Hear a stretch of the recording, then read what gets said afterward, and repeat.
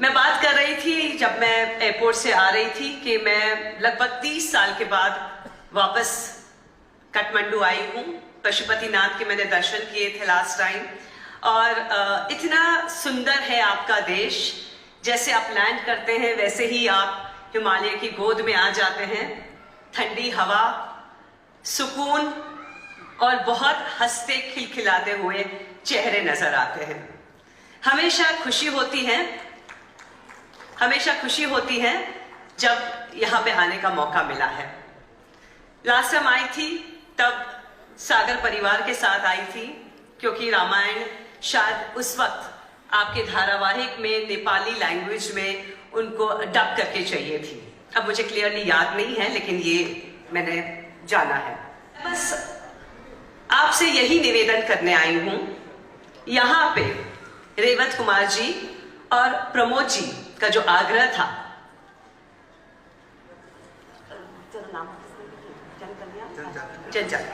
जनजाति कल्याण, ये सर धुआं बंद करिएगा ना प्लीज, आई हैव एलर्जी। जनजाति कल्याण के विशेष कार्यक्रम में आप पार्ट लीजिए। आप जानते हैं रामायण से बहुत कुछ जानने को मिलता है, बहुत कुछ सीखने को मिलता है। राम जी से यह जानना मिलता है कि वो एक बहुत आदर्श और बहुत ही अच्छे पुत्र रहे हैं, बहुत अच्छे भाई रहे हैं और पति भी रहे हैं। क्योंकि उस जमाने में 2-2, 3-3 पत्नियां करने की प्रथा रहती थी, लेकिन उन्होंने सीता जी को देखकर कहा कि नहीं, मैं व्रत लेता हूं कि मैं सिर्फ एक पत्नी धर्म निभाऊंगा। ये जो उन्होंने अपने जीवन में सबको कुछ न कुछ उपदेश दिया है। हर रोज कोई ना कोई एक ऐसी बात होती थी रामायण में कि आपको उससे सीख मिलती है। वो सीख आपको शायद लक्ष्मण जी से मिलती है, भरत से मिलती है, कहीं ना कहीं कौशल्या मां से मिलती है। कोई एक पात्र रामायण का ऐसा नहीं है जो आपको सिखा कर नहीं जाता है। इसलिए कहते हैं घर घर में रामायण, और वो घर जो रामायण की नीति कुछ अपनाता है, वो घर में राम बसता है, नारायण बसता है।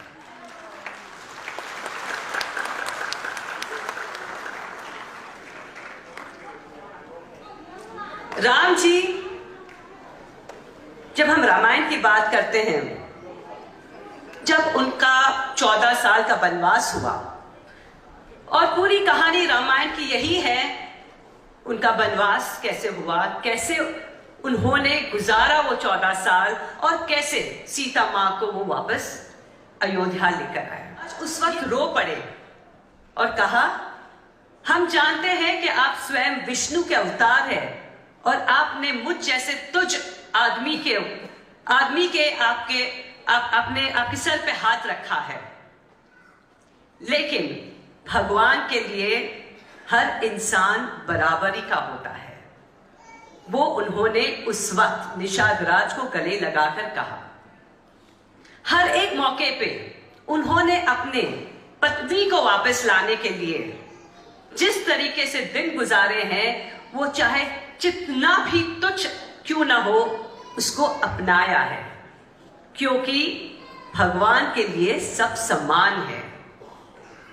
शबरी जैसी बूढ़ी औरत जो सिर्फ भक्ति में थी, वो राम जी के लिए इंतजार कर रही थी, अपेक्षा कर रही थी कि कब राम जी आएंगे।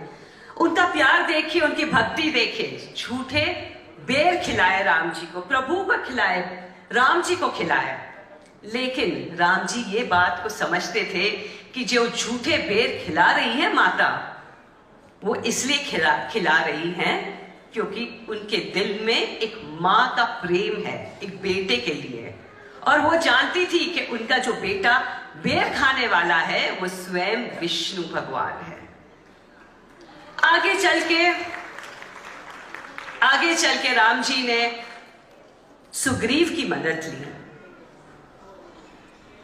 जो है तो वानर ही, भालू की मदद ली, उन्होंने पशु पक्षी की मदद ली। तो ये क्या सिखाता है हमें? ये हमें ये बात सिखाता है, वासुदेव कुटुंबकम। ये जो संसार है ये एक परिवार है और इसमें हर एक इंसान, हर एक जानवर, हर एक पक्षी का एक रोल होता है, एक कैरेक्टर होता है जिसको अभिनय करना पड़ता है उनको। और ये जितने भी आते हैं इस धरती पे, इस सृष्टि पे, वो भगवान के आशीर्वाद से आते हैं, वो भगवान के हैं।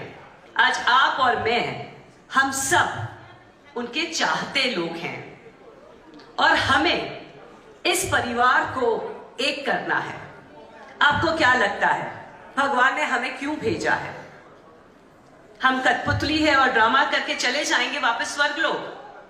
नहीं, हमें इसलिए भेजा गया है कि हम एक दूसरे को प्रेम करें, हम एक दूसरे के लिए दया रखें, हम एक दूसरे के लिए मदद रूपी हो, हम पशु के लिए मदद रूपी हो, पक्षी के लिए हो और खास तौर से इंसान के लिए मदद रूपी हो।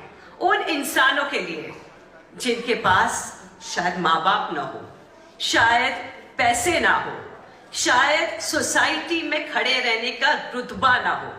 और अगर वो सब प्रभु राम ने आपको दिया है तो आपका सबसे बड़ा फर्ज सोसाइटी की ओर, भगवान की ओर यही बनता है कि आप उन बच्चों की, उन परिवारों की मदद कीजिए, चाहे वो पैसे से हो, चाहे वो अपने समय से हो, चाहे वो अपने कर्म से हो। हम सब लोग यहां पे बहुत धर्मिष्ठ होंगे।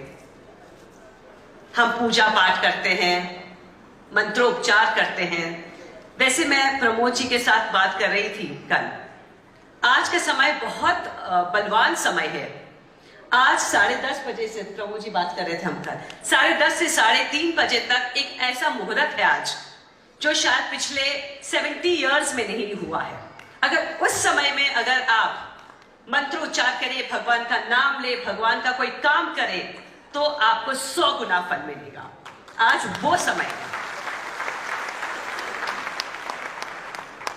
देखिए, भगवान भी चाहता है कि आप सब की पुण्य और बढ़े, क्योंकि आज मैं आपसे यह कहना आई हूं कि मंत्रोच्चार, भगवान का जो भी आप करते रहिए, बहुत अच्छी बात है, लेकिन भगवान हमेशा यही चाहते हैं कि हम एक दूसरे की मदद करें, हमेशा एक दूसरे को सपोर्ट करें।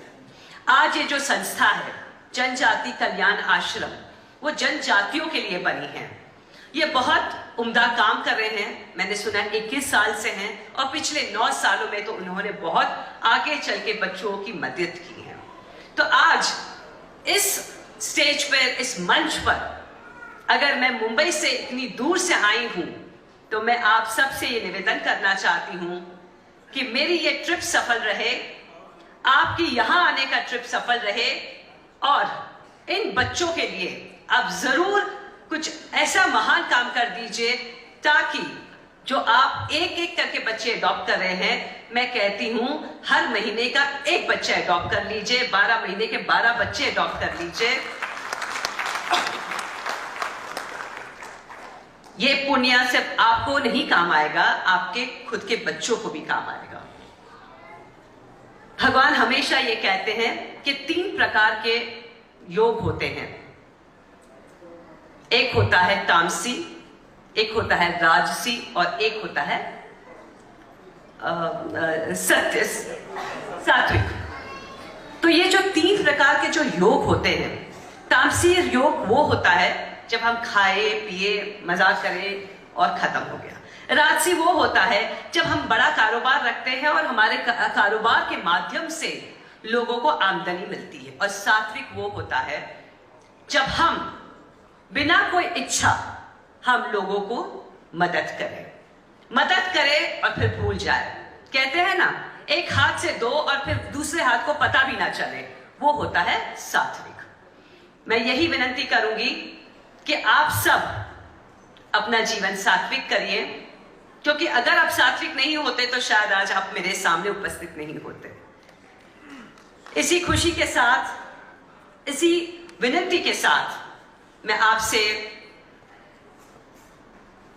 रजा लेती हूं और चाहती हूं कि बार बार आप ऐसे कार्यक्रम में पार्ट लें। प्रभु राम को याद करें उनके जीवन की गाथा, कि उन्होंने अपने जीवन को किस तरीके से जिया है, लोगों के लिए जिया है, प्रजा के लिए जिया है, और जिस तरीके से आपने हमें प्यार दिया है, रामायण के सभी किरदार को दिया है, भगवान राम श्री राम को और सीता जी को प्यार दिया है, मुझे दीपिका को प्यार दिया है, वैसे ही प्यार आप अपने समाज के बच्चों को भी दीजिए, ताकि आपका खुद का समाज, आपका देश खुद उन्नति करे। धन्यवाद। जय सिया राम।